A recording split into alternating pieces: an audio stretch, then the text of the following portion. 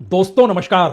Benjamin Netanyahu तो शुरू से जानते थे कि ईरान पर अपने बूते जीत हासिल करना नामुमकिन है और जब तक ईरान एक ताकतवर देश के तौर पर वेस्ट एशिया में मौजूद है तब तक इजराइल अपना विस्तार कर नहीं सकता है। इसीलिए बेंजामिन नेतान्याहू ने 11 फरवरी को व्हाइट हाउस में जो प्लानिंग रखी, उस प्लानिंग का ब्लूप्रिंट यही था कि दरअसल अमेरिकी ताकत अगर पीछे खड़ी हो जाए तो पूरा प्लान इजराइल के पास है। कैसे ईरान में रिजिम चेंज होगा, कैसे इजराइल में जो भी नया शख्स सत्ता में आएगा वो अमेरिका और इजराइल के अनुकूल होगा, वेस्ट एशिया में अमेरिका की तूती बोलेगी और वेस्ट एशिया में इजराइल अपना विस्तार कर सकेगा। इस ब्लूप्रिंट के आश्रय ही अमेरिका इस युद्ध में कूदा। बकायदा डिफेंस सेक्रेटरी ने कई मौकों पर इसका जिक्र भी किया। लेकिन आज की परिस्थिति बिल्कुल अलग है। 9 दिन युद्ध के हो गए। वो कौन सा ब्लूप्रिंट था जो रखा गया और क्या दिमाग में चल रहा था बेंजामिन नेतान्याहू के? क्योंकि इजराइल इस बात को बाखूबी जानता है कि बीते 30 सालों से खाड़ी देशों में जो भी अमेरिकी बेस, वो वायुसेना का बेस हो या फिर नेवी का बेस हो, और जितने पुख्ता तरीके से और मजबूत तरीके से जितना बजट उसमें झोंका गया, अत्याधुनिक हथियारों की मौजूदगी जिस तरह से है, लाखों अमेरिकी सैनिक वहां पर रहते हैं। इजराइल या बेंजामिन नेतान्याहू यह मानकर चल रहे थे कि अगर अमेरिका की यह ताकत इजराइल के पीछे खड़ी हो जाए तो ईरान को ध्वस्त करना बहुत आसान होगा। और उनके जहन में एक दूसरा प्लान भी था और वो जानते थे इस हकीकत को कि अगर जिन जगहों से ईरान पर हमला होगा, ईरान उसका पलटवार जरूर करेगा। और ध्यान दीजिए, हुआ भी यही। खाड़ी देशों में जो भी बेस अमेरिकी थे वहीं से हमले हुए। उसका जवाब बाखूबी ईरान ने दिया। लेकिन यह प्लान सिर्फ इतना भर नहीं था, यह भी सोच थी कि इस दौर में खाड़ी देश खड़े हो जाएंगे और वो ईरान को पलटवार करेंगे, यानी ईरान पर वार करेंगे अमेरिका और इजराइल के साथ खड़े होकर। लेकिन इजराइल को लेकर बहुत सारे सवाल खाड़ी देशों में आज से नहीं। इराक वार का जिक्र कीजिए या फिर पिछले बरस इजराइल युद्ध का जिक्र कीजिए या फिर गाजा पट्टी में जो नरसंहार हुआ उसका जिक्र कीजिए। इजराइल के पीछे खाड़ी देश खड़े हो नहीं सकते हैं। लेकिन अगर अमेरिकी बेस से ईरान पर निशाना बनाया जा रहा है, साधा जा रहा है, और उसका जवाब अगर ईरान उन देशों को दे रहा है तो वो देश क्या करेंगे? ईरान ये मानकर चलता रहा कि दरअसल खाड़ी देश खड़े हो जाएंगे और उसके बाद ईरान के लिए मुश्किल होगी क्योंकि वो चौतरफा घिर चुके होंगे। लेकिन इस दौर में खाड़ी देशों ने संयम दिखाया, किसी ने भी हमला नहीं किया। अगला प्लान यह भी था कि अगर इन देशों से ईरान के भीतर उन जगहों पर निशाना बनाया जाए और उसके पलटवार करते हुए ईरान भी अगर खाड़ी देशों में उन्हीं जगहों को निशाना बनाने लग जाए तब तो खाड़ी देश खड़े हो जाएंगे। लेकिन यहां भी सफलता मिली नहीं। और इस सफलता न मिलने के बाद अगला सवाल यह आया, अगर पश्चिमी देश खड़े हो जाएं अमेरिका के कहने पर, वो चाहे नाटो कंट्रीज हो या अमेरिका के साथ सहयोगी सेकेंड वर्ल्ड वॉर के बाद से उन्होंने बना रखी हो, तब भी ईरान एक झटके में घिर जाएगा क्योंकि पूरा यूरोप खड़ा हो जाएगा। ना खाड़ी देश खड़े हुए, ना यूरोप खड़ा हुआ। इजराइल के सामने नया संकट यह कि दरअसल जिन जगहों को निशाने पर लिया गया उसमें बच्चों का स्कूल था, उसमें वाटर प्लांट था, और कल रात जहां पे ऑयल डिपो था वहां पर निशाना लिया गया यह सोचकर कि दरअसल इसका जवाब किसी ना किसी तरीके से खाड़ी देशों में जहां जहां उनके रिफाइनरीज हैं, ऑयल डिपोज हैं, वहां पर यह वार होगा। तब तो साथ देना ही पड़ेगा क्योंकि पूरे खाड़ी देश की पहचान सिर्फ और सिर्फ ऑयल को लेकर है। हमें लगता है आज इस बात को समझे उससे पहले एक हकीकत और समझिए। वेस्टर्न कंट्रीज को लेकर और वेस्टर्न कंट्रीज का अमेरिका के इस युद्ध को लेकर एक अंतर्विरोध है। लेकिन बावजूद इसके 24 घंटे पहले या कहें 16 घंटे पहले इजराइल के prime minister Benjamin Netanyahu western countries से क्यों कहते हैं कि आप इस युद्ध में शामिल हो जाइए, किसी भी हालत में शामिल हो जाइए, जबकि वो जान रहे हैं इस दौर में स्पेन विरोध कर रहा है, फ्रांस विरोध कर रहा है, ब्रिटेन विरोध कर रहा है, कनाडा विरोध कर रहा है। और ब्रिटेन को लेकर तो अमेरिकी राष्ट्रपति जब ये कहते हैं कि दरअसल हम तो युद्ध जीत चुके हैं और अब आप किसी भी नेवी को भेजने की जरूरत है नहीं, और भेज रहे हैं तो ठीक है, लेकिन हम तो युद्ध जीत चुके हैं। लेकिन इजराइल इस हकीकत को बाखूबी जानता है कि अमेरिका ईरान से बहुत दूर है, लेकिन ईरान की मिसाइलें जो हैं वह इजराइल को एक झटके में निशाने पर ले सकती है। और फिर यह भी समझने की जरूरत है कि ईरान के राष्ट्रपति ने जब कल यह खुले तौर पर कह दिया कि हम तभी हमला करेंगे जब आपकी जमीन से हमारे ऊपर हमला होगा, उसके बावजूद भी हमला हुआ, वाटर प्लांट पे हमला हुआ, जवाब में ईरान ने बहरीन के वाटर प्लांट को निशाने पर ले लिया। यानी लगातार उकसाने की प्रक्रिया खाड़ी देशों से लेकर वेस्टर्न कंट्रीज तक इस दौर में उफनती रही, लेकिन युद्ध के तौर तरीकों को समझे तो इजराइल अगुवाई कर रहा है, अमेरिका की ताकत पीछे खड़ी हुई है। लेकिन पहले आज शुरुआत तो बेंजामिन नेतान्याहू के उस वक्तव्य से ही होनी चाहिए जब खाड़ी देश युद्ध में शामिल नहीं हुए तो उन्होंने वेस्टर्न कंट्रीज से कहा युद्ध में शामिल हो जाइए। אני דורש מממשלות המערב לעשות את מה שנדרש כדי להילחם באנטישמיות ולתת את הביטחון הדרוש, את ההבטחה הדרושה לקהילות היהודיות בעולם. וכדאי שיקשיבו לאזהרות שלנו. אני דורש מהם פעולה עכשיו. जब दुबई की चकाचौंध फीकी पड़ने लगी, जब बहरीन से कुवैत तक, सऊदी अरब से लेकर कतर तक जब धमाके होने लगे, बावजूद इसके खाड़ी देशों ने संयम दिखलाया और इस युद्ध में शामिल नहीं हुए, तब अगला सवाल इन वेस्टर्न कंट्रीज को लेकर बेंजामिन नेतान्याहू के जहन में जरूर रहा। लेकिन अब नया सवाल यह है, क्या वाकई खाड़ी देश अब आने वाले वक्त में अमेरिका को अपने देश में वायुसेना या नेवी का बेस बनाने देंगे? क्योंकि मौजूदा वक्त में 19 मेजर इंस्टॉलेशन अमेरिका के हैं, 8 परमानेंट बेस खाड़ी देशों में अमेरिका के हैं। उसमें ध्यान दीजिए तो कतर में अल उवैद एयरबेस है जो लार्जेस्ट है सेंट्रल कमांड का, बहरीन में नेवल सपोर्ट एक्टिविटी है जो 5th फ्लीट का हेडक्वार्टर है वहीं पर है, कुवैत में आफियान कैंप है, कैंप व्यूरिंग है, अली अल सलेम एयरबेस है, यूनाइटेड अरब अमीरात में अल धाफरा एयरबेस है, जावेल अली पोर्ट है, सऊदी अरब में प्रिंस सुल्तान एयरबेस है, इराक में इरबिल एयरबेस है, एन अल असद एयरबेस भी है और जॉर्डन में मुआफाम अल साल्ती एयरबेस है, तो ओमान में डुकम पोर्ट है, साइप्रस में भी अकोत्री बेस है, टर्की में भी इनक्रिक एयरबेस है, सीरिया तक में अमेरिकी बेस है। तो नया सवाल यह हो सकता है, क्या वाकई अब आने वाले वक्त में खाड़ी देश अगर युद्ध में कूदे नहीं, खाड़ी देशों को अब यह समझ में आ गया कि उन्हें उलझाया गया और उनकी जमीन से तब हमला ईरान पर हुआ जब ईरान के राष्ट्रपति कह चुके थे हम माफी मांगते हैं, लेकिन अगर आपकी जमीन से हमला होगा तो हम बख्शेंगे नहीं। एक क्षण के लिए नक्शे पर देखिए, ईरान के इर्द गिर्द जो पड़ोसी देश हैं, जो खाड़ी देश हैं, जो पश्चिम एशिया के मिडिल ईस्ट की जिनकी पहचान है, वहां पर अमेरिकी बेस कहां कहां मौजूद हैं।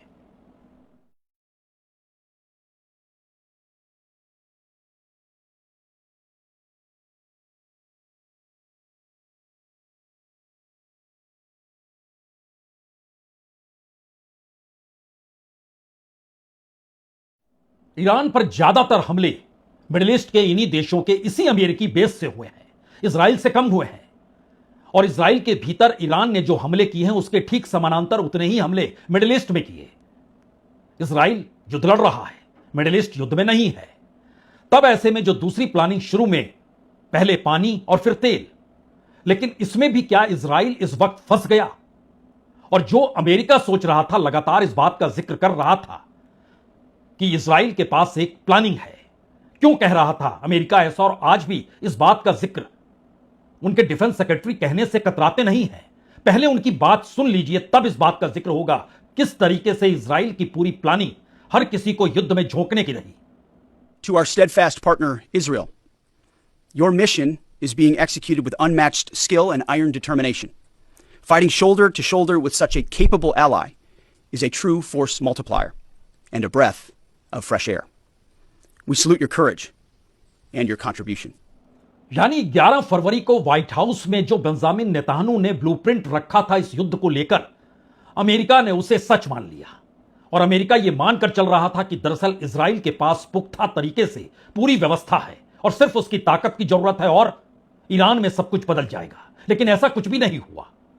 फिर यहां पर सवाल आया कि नए हमले जो पहली बार बच्चों के स्कूल पर हुए, अमेरिकी राष्ट्रपति ट्रंप से यह सवाल पूछा गया। पत्रकार ने पूछा, आपने अटैक किया? उन्होंने कहा, नहीं, हमने नहीं किया, यह ईरान ने ही अपने बच्चों पर कर दिया होगा। उनके बगल में यही डिफेंस सेक्रेटरी हेक्सेट खड़े हुए थे। उनसे पत्रकार ने पूछा तो उन्होंने कहा, नहीं नहीं, अभी जांच हो रही है। अब दूसरा सवाल था कि इन सब के बीच जो वाटर प्लांट है ईरान के भीतर, वहां पर हमला हुआ। 30 गांव तक पानी पहुंचता था, जो समुद्र का पानी जो इस आइलैंड पर हमला हुआ, 30 गांव की वो प्यास बुझाता था।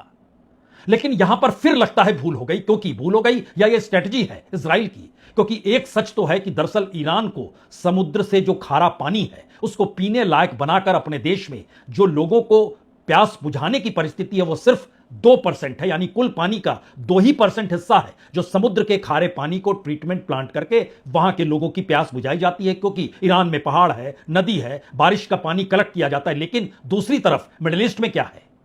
बहरीन में हमला जरूर हुआ, और बहरीन में उस जगह पर हमला हुआ जो ट्रीटमेंट प्लान है कासम में।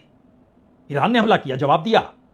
अब सवाल है कि बहरीन में तो समुद्र के खारे पानी को ट्रीटमेंट के बाद जो प्यास बुझाई जाती है वो 60% है, कुवैत में 90% है, ओमान में 86% है, सऊदी अरब में 70% है, कतर में 50% है, यूएई में 42% है, ईरान में सिर्फ 2% है।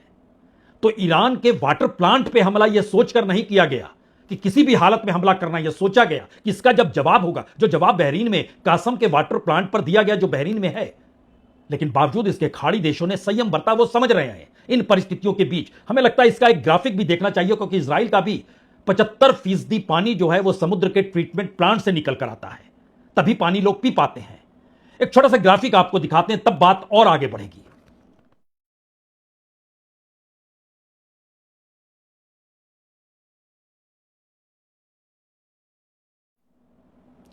तो खाड़ी देश युद्ध में शामिल हो जाएं, इजराइल के ब्लूप्रिंट में वाटर प्लांट तक आ गया, हमला करना है वहां।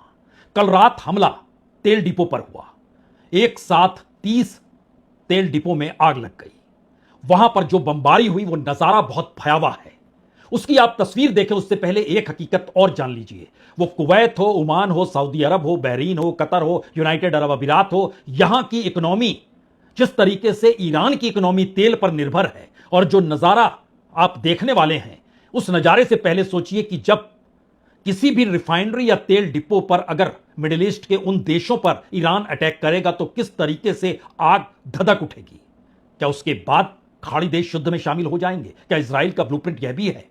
लेकिन एक क्षण के लिए देखिए, जो तस्वीर हम दिखा रहे हैं यह तस्वीर दरअसल तेहरान और वहां पर तेल डिपो में जो रात में बम और मिसाइल दागे गए उसके बाद का यह नजारा है।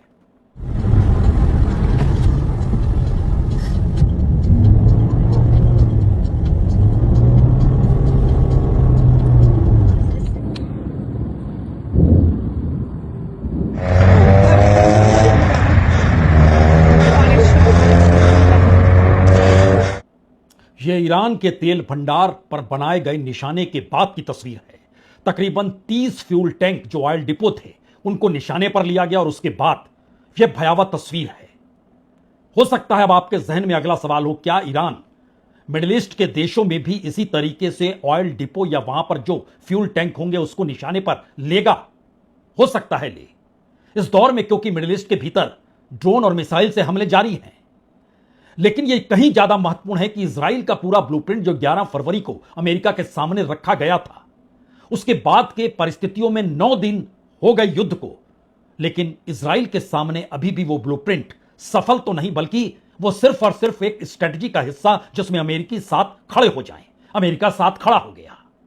अब नई परिस्थिति में जब खाड़ी देश भी युद्ध में नहीं कूदे, वेस्टर्न कंट्रीज भी एक लिहाज से इनकार कर रहे हैं, और वेस्टर्न कंट्रीज के भीतर अमेरिका युद्ध में क्यों खड़ा है इसको लेकर भी सवाल है।